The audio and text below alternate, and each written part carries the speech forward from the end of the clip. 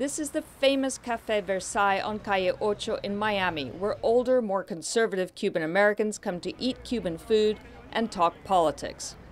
For those like Raymond Molina, who were forced to leave Cuba in 1959 when Fidel Castro seized Havana, the feeling of betrayal over Mr. Obama's decision is strong. This act has consolidated a dynasty of the Castros for many more years to come. It has not opened an opportunity. All the contrary, the Cuban people will never have an opportunity to decide their own fate and their own system of government.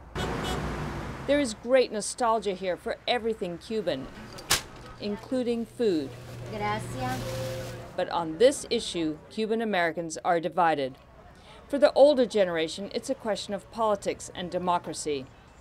Across town in Hialeah, home to younger Cubans with more modest incomes, people say it's a question of economics. One of them is Pablo Gonzalez. It's been 50 years, the embargo doesn't work, the country is basically becoming more poor every day.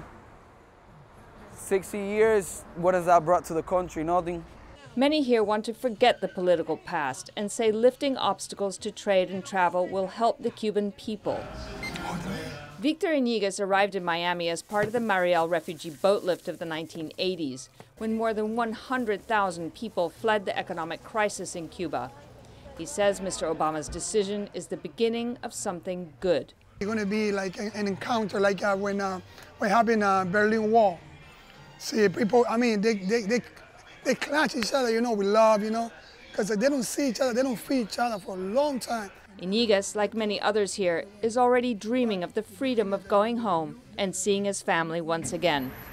Sharon Behn, VOA News, Miami.